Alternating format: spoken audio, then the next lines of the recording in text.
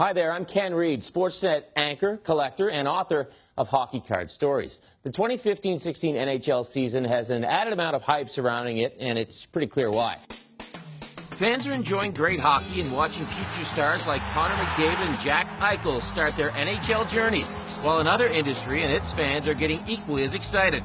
That industry is the multi-million-dollar world of hockey cards. Not since the loaded 2005-06 season when Sidney Crosby and Alex Ovechkin entered the league has there been so much buzz over rookie cards and the hobby of collecting. People will be flocking by the masses to their local card or online shops to put down big money to buy packs, boxes, or even cases to get these memorable and valuable pieces of hockey memorabilia. Although hockey cards are not as popular as the other major sports cards, they still have a long and rich history behind them, one that I'd like to quickly share with you. At least the first 80 years or so of it. We start in 1910, when Imperial Tobacco decided to accompany their products with the likeness of players from the new National Hockey Association, predating the NHL. Stars like Art Ross were featured in that first C56 set, with famed goalie George Vezina coming in the following year's set. The cards not only added incentive to buy Imperial Tobacco products, they also shone a light on the stars of the new growing game of hockey. In the Roaring 20s, there was a shift from cards and tobacco products to candy and chocolate. Although there were several companies releasing hockey cards, there is a single card that stands out from the rest.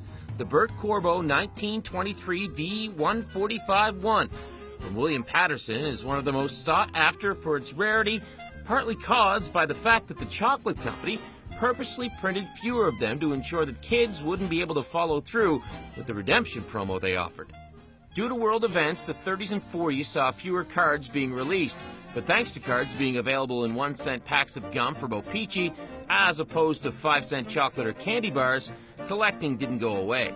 Stars like Toe Blake helped with the growth of hockey, and kids could send wrappers and labels from items like Beehive Golden Corn Syrup, Kellogg's, or Quaker Oats to receive an oversized card or picture of a player they wanted. The 50s are when hockey cards really developed an identity, when a Canadian confectionery company called Parkhurst released a set of cards known as the Parky's 1951-52 set.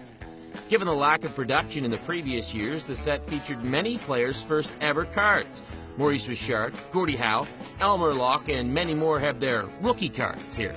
In the mid-50s, Topps joined the market with a set of their own and would end up releasing one of the biggest cards of the 1960s. Companies saw the popularity of cards in helping sell products. Coca-Cola got in on the action with booklets of players in the 60s, but cards were now their own entity. And Topps proved that with their 1966-67 set featuring a young and highly skilled rookie by the name of Bobby Orr. Orr would help the popularity of the hobby in America, leading to Topps releasing exclusive sets for the USA. In top condition, Orr's rookie card is worth thousands and is the jewel of many collections. Topps and O-Pee-Chee sat atop the hockey card game in the 70s and offered similar and sometimes parallel sets with different designs. The NHL's audience and the league itself was getting bigger, and hockey cards had a devout following. People bought cards hoping to give rookies of players like Guy Lafleur, Marcel Dion, and Mike Bossy, among many others. But no rookie card is more collected than one from the 79-80 sets. Wayne Gretzky's rookie card is among the most dreamed about, purchased, sold, and forged in hockey card history. It was made by O-Pee-Chee and Topps, with the former being worth more, fetching thousands of dollars depending on the condition. The 80s were a popular decade as well. Topps and O-Pee-Chee were still highly desirable, and kids wanted their favorite players from the 80-81 set, rookies like Ray Bourque and Mark Messier. Many other future Hall of Famers debuted in the 80s as well.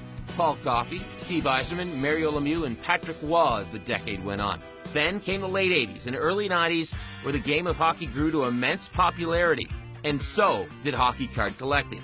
That meant the release of more sets from new companies trying to quench the thirst of collectors. So cards became overproduced, more expensive, and were offered with more variety than ever. The market had become flooded, and after 80 years, some of the recent productions were essentially, well, not worth a ton. Kids still collected their favorite players, but what followed were dark years and an eventual rebirth. Another part of hockey card history for another day.